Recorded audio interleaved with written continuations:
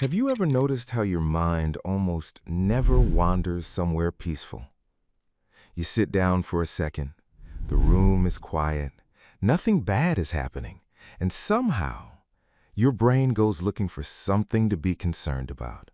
A message, a future problem, an awkward conversation from 3 days ago, a mistake you might make next week, a scenario that hasn't happened and might never happen.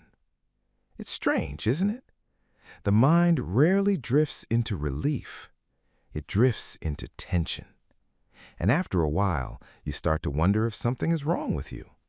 But there's a reason this happens, a real one. And it starts with the fact that your brain was never designed to keep you happy. It was designed to keep you alive. Your brain prefers safety over peace. This is the part most people never get told. The brain doesn't scan for what's beautiful. It scans for what could go wrong. That's not pessimism. That's survival wiring. Deep in the brain, systems involved in threat detection are always working in the background. They're not waiting for disaster. They're trying to prevent it. So when your mind gets a moment of silence, it often uses that silence to check for danger. Not just physical danger, social danger, emotional danger, future danger. What if that person is upset? What if I fail? What if I forget something important? What if I'm already behind and I just don't know it yet? Your brain would rather make you mildly anxious for no reason than let you miss something important. And biologically, that makes sense. But emotionally, it gets exhausting. Because when life becomes safer than your brain expects, the brain doesn't always relax. It just lowers the volume a little and keeps listening. And that's where worry becomes sneaky, because it doesn't always feel dramatic. Sometimes it just feels like thinking, like planning, like being responsible, like staying prepared. But a lot of it isn't preparation. It's just the brain looping through uncertainty, trying to create control where none exists. Why silence feeds the loop? There's another part of this that matters. When you're busy, distracted, or overstimulated, the mind doesn't have much room to wander. But the second things slow down, the background system comes forward. And this is why the shower gets philosophical, why bedtime gets heavy, why a quiet walk can suddenly turn into a courtroom inside your head. The brain finally has space, and instead of resting, it starts sorting. Old memories, future fears, loose ends, unanswered questions.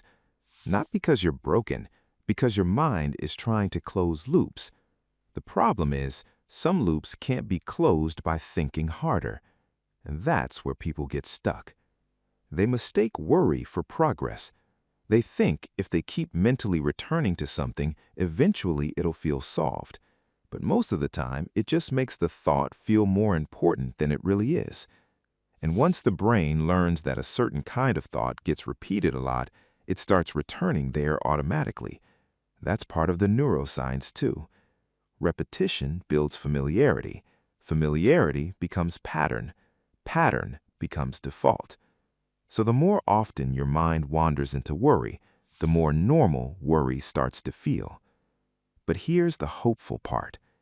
If the brain can learn worry, it can also learn something else. Not perfect calm, not permanent peace, but a different direction. You can train the return. A lot of people think the goal is to stop the mind from wandering. It isn't. The mind will wander. That's what minds do. The real skill is what happens next. Do you follow the worry all the way down? Do you let it turn into a story, then a spiral, then a mood? Or do you notice it and gently return? Return to the room. Return to the breath. Return to what is actually here. That return matters more than people think. Because every time you notice the drift without obeying it, you teach the brain something new. Not every thought is a command. Not every fear deserves a seat at the table. Not every question needs to become a problem. And slowly, the brain starts learning that silence is not an emergency. If this made something click, I made a short free PDF on protecting your focus and calming mental noise in a world that keeps pulling at your attention. The link is below. No pressure, just something simple to help you think a little more clearly.